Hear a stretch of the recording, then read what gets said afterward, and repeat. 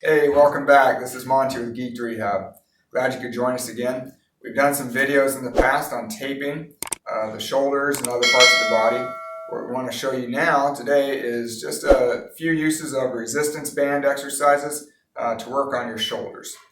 There's several different problems that you can have with your shoulders, such as rotator cuff, impingement, which is the most common, and just trying to work on those muscles to stabilize your shoulder, to stabilize your shoulder blade, to give your shoulder good motion. If you're not stable, then basically you're going to fall apart over time.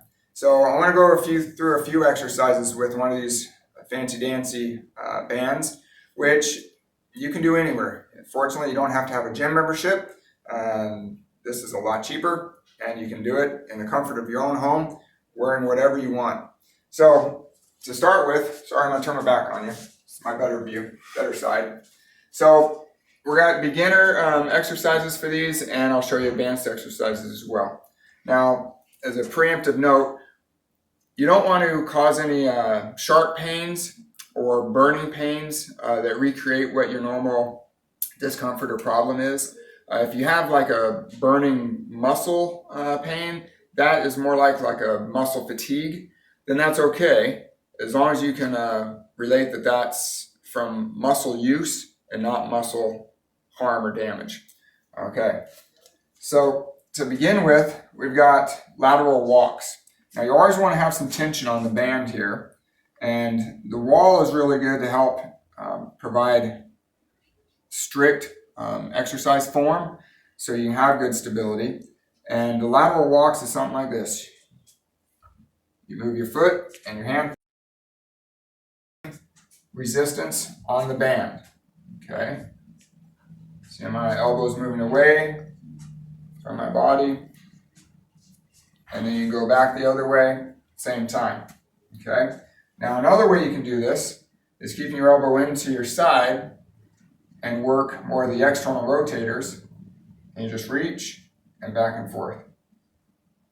Okay? Keeping your elbow into your side. That helps to focus on the external rotators right back here. This is where you should feel the fatigue. Now, advancement of that would be keeping your elbows, arms straight. And now, doing lateral walks. Okay?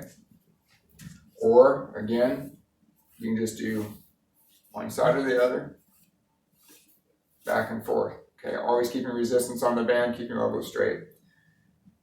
Now I'll go to another one called clocks.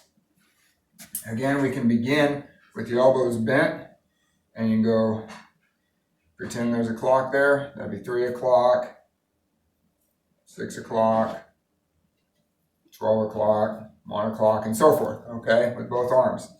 And now if you want to advance that, arms straight, okay, 3, maybe 5, 1, okay, all those different angles, and that really does produce a really good burn. Okay, I can only show you so much because I get fatigued.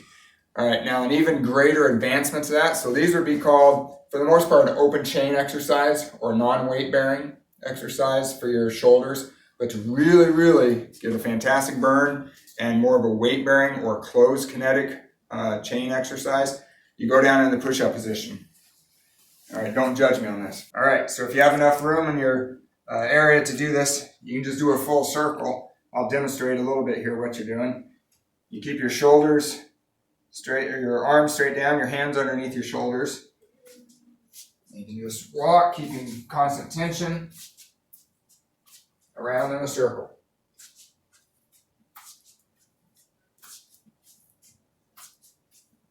Okay, as such. Now, in addition to that, you can do the clocks. Okay, reach there. This is a really good stabilizer of the shoulder blade because you're in that weight-bearing position. All right, I'm feeling the blood to my head, so I better stop.